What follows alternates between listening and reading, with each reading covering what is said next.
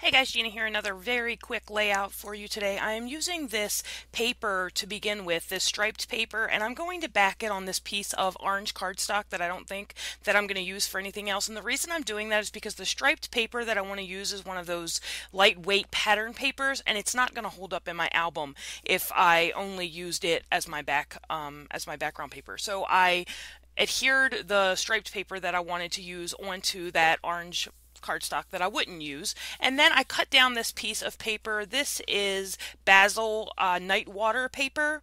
And the striped background paper is just from my stash. And then the layered supporting paper that I used in the background, as you can see, I'm writing it all down here, is from Basil. And like I said, this is Basil Night Water, and it has a sort of Swiss dot texture to it.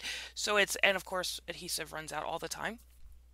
So I'm just using that striped paper as a bit of a border around the edges of that blue paper, and I'm going to use this cut from the Silhouette store, all of these gears that I have. This is like a companion layout to the one that I made that's called A Boy and His Cars. And right now what I'm doing is I'm just going through my brad drawer to pull out some brads because there are holes in certain parts of those gears that you can see there, and I want to fill those holes in with brads, and I'm just using some spray adhesive there. I find that when you have these sort of intricate silhouette cuts that the spray adhesive works the best, but as everyone knows, unless your scrap room is well ventilated, don't use that. And mine tends to be. Or I'm killing myself, one or the other. No, there's a yeah, anyway, it is well ventilated. I couldn't, because there are three pieces, two Basil cardstock and one plain, that sort of lightweight pattern paper. I couldn't get my paper piercer to go through all of those layers of paper. So I pulled out my big bite, my Crocodile Big Bite, I think is what that tool is called. I've had it for so long I don't even remember. And now I'm just picking out some brads that I want to use in the center of all of these gears. And that's what I'm doing here. And then I had these blue gear pieces cut out from a layout I made a while ago, and I'm going to use one of those, and then I'm going to use that sticker that came, or was it the gear? I'm not sure. I think that light blue gear came actually out of the brad set, and then the dark blue gear that I used as a layer right there where my hand just was, where I'm putting that little arrow brad, that dark blue one that I used to layer over top of that white gear was from a different layout that I made. It was just an extra cut. So had that there in the scrap pile, so I wanted to use that. And now I'm just looking for more brads without trying to ruin my cool nails. They look metallic, but what they actually are is like a purple base with green and yellow glitter on top of them, which I thought was really cool. But I was doing manicures for a while, and I'm not going to do them anymore because maintaining them is a real pain in the butt, especially when I have to travel. Yeah, pain in the butt. So I have these three photos of my nephew, Eli, and then my husband is in the last one. And what is happening here is Eli has all of his cars lined up on the couch the way he likes them, and Stu keeps moving them. And he's aggravating the snot out of Eli, which is, the uncle's job. So that works. I'm using my T-square ruler here to to put down these photos so that they look semi-straight. That is a cut from, who made that? I think it's Doodlebug Design Cute Cuts. It's called Boys Only. And I really like the orange, but I wasn't sure whether I wanted to use I think the one side of it had like a bicycle wheel, and I wasn't sure if I wanted to use that or the plain side, and I ended up, as you can see here, using the plain side. And here's some more cuts from that. And the cool thing about those Doodlebug cuts is that on one side they're pretty plain, and on the other side they have designs and such. So I thought that was really cool, and I'm sorry that this is when my camera was shifted around, so you're not going to see a lot of what's happening at the bottom of this, but you'll see it on the final photo. I'm just working on some layers in this bottom part. I'm using some more of those Making Memories chipboard borders in that boy collection that you can see there. And I actually made this layout before I made what was that one called? A Boy and His Cars. I made this one first. So you can see I have lots of, I finally realized that the camera's off and I pushed the I pushed the layup up. Score two for me. I pushed the layout up so that you guys can kind of see what I'm going on, what I'm doing. I wanted to use these metal clips. They came in a Studio Calico kit, I think, but I couldn't get them to work, so just throw them off to the side. Here's some chipboard. So I want to fill in the circles that the gears create on this left-hand side of this layout. So I'm looking for some things. That's chipboard accents from Echo Park, All About a Boy collection. And that sticker that I just put down there says what I like about you.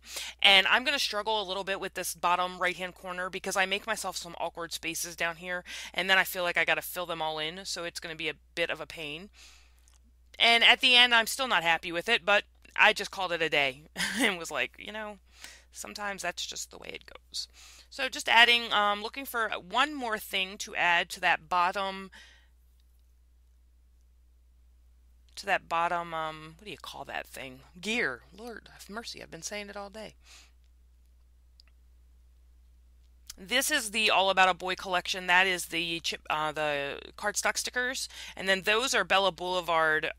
Those are Birthday Boy Alpha Bits is what you see. Also, me playing around with. So I'm going to use a little bit of dimensional adhesive here to put this little orange arrow up on some dimensional adhesive, and I had an arrow in that upper gear there, and I took it off because I didn't feel like it fit, but the star with I wanted the three different embellishments to go in those larger gears to all be orange, and that pulls that orange over from the other side of the layout. So I was happy with that. Here I'm going to fuddle around, whatever that word is. I think it's fiddle around with that bottom corner, and even at the end I am not happy with how this turns out, but oh well. That's the way it goes sometimes. I'm looking for little bits and pieces that I can add down here to kind of fill in this awkward space that's created. And I'm going to use some washi tape, and I'm going to use some more stickers and some label sheets, and I'm not even going to show you what I'm going to do. I'm going to do it off camera. I'm so disgusted. No, I'm just kidding. It's the shift of the camera. I played around with the idea of not putting this layout up at all. One, because it's super easy, and nothing special about this layout, except for my little boy in it and my husband, but and the memory, of course, of Eli getting so aggravated with his uncle about these cars. But the layout itself is not that special, and I flirted with the idea of not putting it up because, like I said, half of this embellishment that I'm doing down here in the right hand corner you can't see because I messed up the camera, but I'm creating. I have it on video. I'm gonna post it. It's up to you guys to watch it or not. I'm gonna add some enamel dots around, and I picked red. It's kind of a red color because I used that. You'll see it on the final photo there. That Rough and Tough Boys Will Be Boys border strip that I used at the bottom of the 3 photos has red in it, and there was red nowhere else. So I felt like I needed to pull that red in a little bit. So I'm using some red enamel dots in order to pull that color in a little bit more. And what I should have done, that rough and tumble chipboard shape at the bottom, that border at the bottom is really I shouldn't have cut it. It would have been much better had I just left it, but I cut it. And then I couldn't figure out how to fix it. So you'll see me here. I'm gonna struggle around. I'm gonna pull out some washi tape and use some washi tape in the upper left and the lower right hand corners to kind of fill in the rest of that weird gap. This is washi tape from, I think it's from Freckled Fawn. I think. It's either, yeah, I'm pretty sure it's Freckled Fawn. It is a dark blue with white stars on it. There, you can see it. It's a pretty good picture of it there. I'm pretty sure it's Freckled Fawn. But I typically number all of my washi tapes inside, and then I have a key that tells me what those washi tapes are. And that one doesn't have a number in it, so I don't know. I'm going to use a Sharpie, as I always do, to do my journaling here. And it's just talking about how Eli demands that his cars are in a straight line, and his uncle kept moving them. And even though he's smiling in that center picture there, which I thought was, it's a cute little smile. But I thought it was funny that he was very angry with his uncle for moving his cars. So just going to finish up the journaling. Of course, I'm going to squeeze in the end of it, as always. Because I don't measure these things out ahead of time. And here's the final look at the layout. And that's it for today. So both of these layouts will go up at the same time. This all about a boy and the one about cars, a boy and his cars or something like that. And I hope you guys enjoyed, and I will see you next time. Thanks for watching. Bye.